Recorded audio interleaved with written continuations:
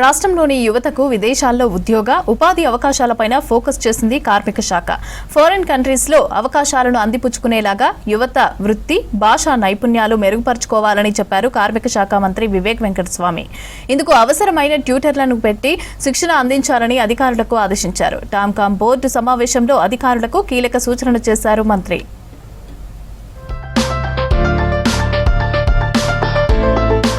రాష్ట్రంలో చదువుకున్న యువతలో విదేశీ ఉపాధిపై ఆసక్తి పెంచే దిశగా చర్యలు తీసుకుంటోంది కార్మిక శాఖ. ఇందులో భాగంగానే అధికారులకు కీలక ఆదేశాలు ఇచ్చారు రాష్ట్ర కార్మిక ఉపాధి శాఖ మంత్రి వివేక్ వెంకటస్వామి. ముఖ్యంగా జర్మనీకి అవసరమైన నైపుణ్యాలు, ఆ దేశ భాషలో ప్రావీణ్యం సంపాదించేందుకు పెద్ద సంఖ్యలో యువతకు శిక్షణ ఇచ్చి విదేశాలకు పంపాలని సూచించారు.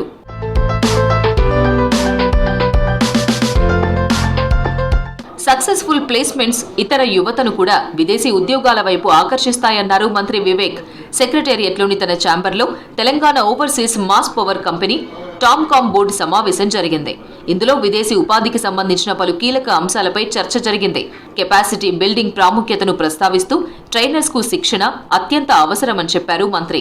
భాషా బోధన కోసం నైపుణ్యం కలిగిన ట్రైనర్లను నియమించాలని, ప్రధానంగా జర్మన్ భాష శిక్షణను బలోపేతం చేయాలని అధికారులను ఆదేశించారు. జర్మనీలో నైపుణ్య కార్మికులు, చదువుకున్న యువతకు విస్తృత అవకాశాలు ఉన్నాయని వివరించారు. ఈ అవకాశాలను తెలంగాణ యువత వినియోగించుకునేలా టామ్కామ్ చురుగ్గా పనిచేయాలని సూచించారు మంత్రి. రాష్ట్ర యువతకు విదేశీ ఉపాధి అవకాశాలను అందించే విశ్వసనీయ అధికారిక సంస్థ టామ్కామ్ అని ఆయన స్పష్టం చేశారు.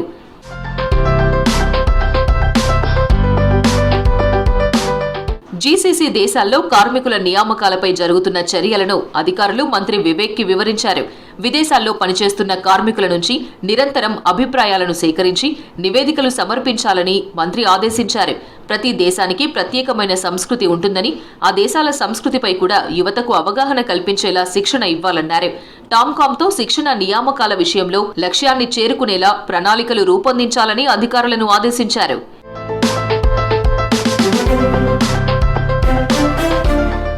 టామ్కామ్ పనితీరును, సామర్థ్యాన్ని మరింత మెరుగుపరచాలని, విదేశీ ఉపాధి కార్యక్రమాల్లో ఇతర రాష్ట్రాలకు ఆదర్శంగా నిలవాలన్నారు మంత్రి వివేక్.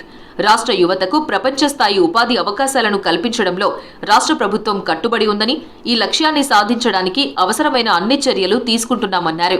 ఈ సమావేశంలో కార్మిక శాఖ సెక్రటరీ హరిచందన, లేబర్ కమిషనర్ పమేలా సత్పతి, ఇతర ఉన్నతాధికారులు పాల్గొన్నారు. మరోవైపు గోవును జాతీయ జంతువుగా గుర్తించేలా ప్రధాని మోదీకి లేఖ రాస్తానన్నారు మంత్రి వివేక్. గో ఆరాధన ఉద్యమానికి మద్దతు ఇవ్వాలని love for cow foundation chairman Jasmat Patel Hyderabad లో మంత్రిని కలిసి వినతి పత్రం ఇచ్చారు. గోవధ నిషేధ చట్టం పగడ్బందీగా అమలుకు, గోరక్షణ కోసం జస్మత్ పటేల్ చేస్తున్న సేవలను మంత్రి కొనియాడారు. గోరక్షణ కోసం సీఎం నిధులు విడుదల చేశారని, అందుకు ధన్యవాదాలు తెలిపారు. తెలంగాణ రాష్ట్రంలో జస్మత్ భాయ్ పటేల్ వారి బృందం అందరూ కూడా గోరక్ష, గో సన్మానం చేయడానికి అనేకమైన కార్యక్రమాలు చేస్తున్నారు. నేను ప్రధానమంత్రి గారు కూడా ఈ విషయంలో లెటర్ రాస్తున్నాము.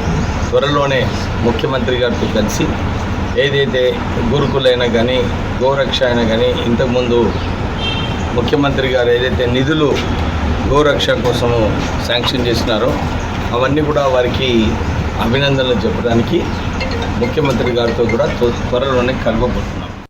ఈ సందర్భంగా మంత్రి వివేక్ వెంకటస్వామిని లవ్ ఫర్ కౌ ఫౌండేషన్ ప్రతినిధులు ఘనంగా సన్మానించారు.